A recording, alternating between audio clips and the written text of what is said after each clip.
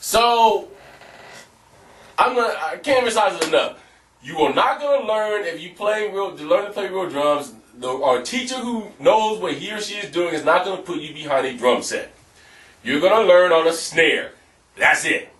Your basics of drumming all comes from a snare. Period. All your rudiments, all of that. Everything that you learn how to do on a snare.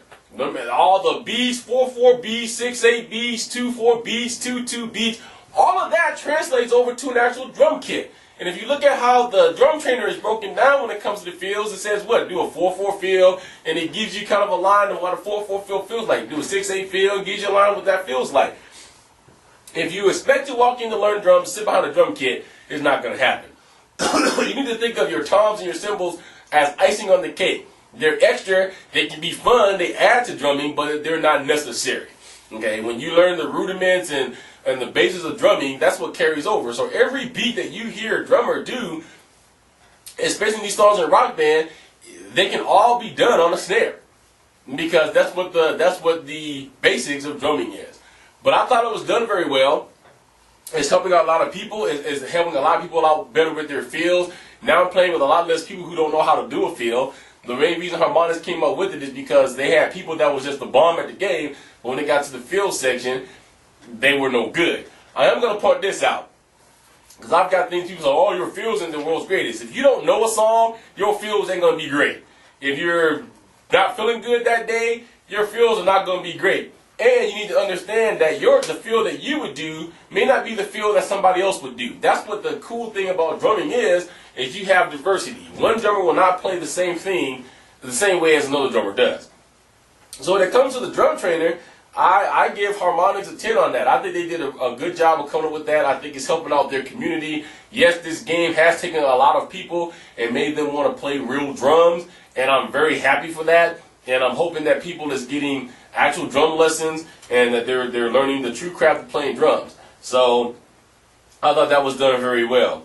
Practice mode in both, to me, practice mode in both is still basically the same as it was before. Yeah, Rock Band 2's practice mode has been jazzed up a little bit with a little scenery and stuff around it, but let's face it, it's just practice mode. Okay, you can just go and slow down your drum or your guitar part to wherever you need to and play that and get used to the song. So practice mode, not a lot to say. To me, practice mode is basically the same in all of the games that come out, and I don't really expect that to have any more jazzy features. If it does, the only thing I would say that I would like to add to practice mode is, since in game we have to deal with star power and overdrive, why don't y'all put star power and overdrive notes in here so that we can actually play the song like we're going to play it outside of practice mode. I think that's the number one big thing between the practice mode and going to the live thing that people have problems with. You're learning these beats, you're getting it down, but overdrive and star power somewhere is going to come up. Okay, in Rock Band situation, there's a field path there, so that's going to cut out half of the charges you're practicing. Excuse me. In Rock Band and the Guitar Hero World Tour, it really isn't going to be that big of a deal because of the fact you can activate star power when you want. And there's no drum fill thing. But for Rock Band, we really need to have some kind of, even if it's a mock session, where if we're going to have overdrive or this certain part of the song, the note's going to pop for overdrive, we should be able to deploy that so we know that what we're doing. Okay? Moving on to what I consider the gimmick features. First we're going to tackle is the five solo buttons versus the slide bar. Is either one of them necessary? No. Does one work better than the other? Yeah, I believe that the 5 frets work better than the slide bar for this very reason. The slide bar was a cool thing to think of, but nobody's really tapping. When the Rock Band came up with the Fender, with the slide bar, or with the 5 frets, it was all meant to be tapping. So you were sitting here doing the tap. A lot of people were just sliding like you're supposed to. The slide strip bar could have been better, but it's oversensitive. So even if you have it turned on and you're hitting a button that's hard enough, it's going to activate the slide bar. It took me 3 days to figure out why I was missing all kinds of notes playing Guitar Hero 2 with that guitar, and I turned my slide bar off and I had no more issues.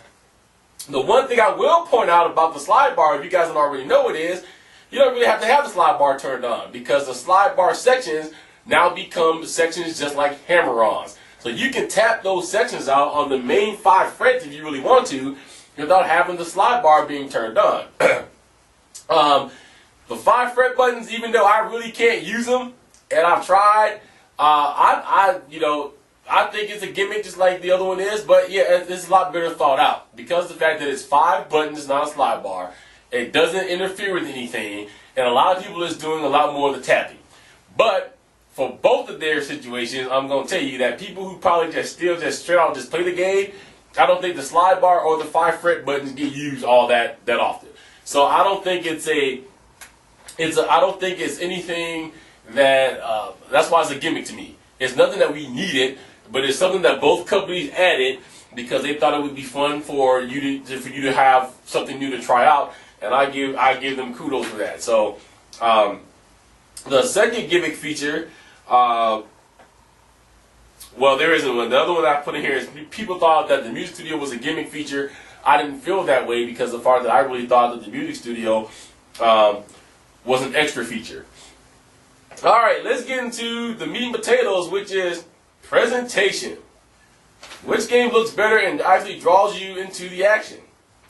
That's another question that I had got, which is which one do I think threw out the most better presentation? Which one has the best fun factor?